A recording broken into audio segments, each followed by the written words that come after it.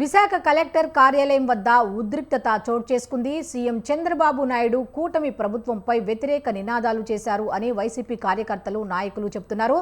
రాష్ట్రంలో నిరంకుశ పాలన సాగుతోందని కలెక్టరేట్ ఎదుట బైఠాయించి నాయకులు నిరసన తెలిపారు.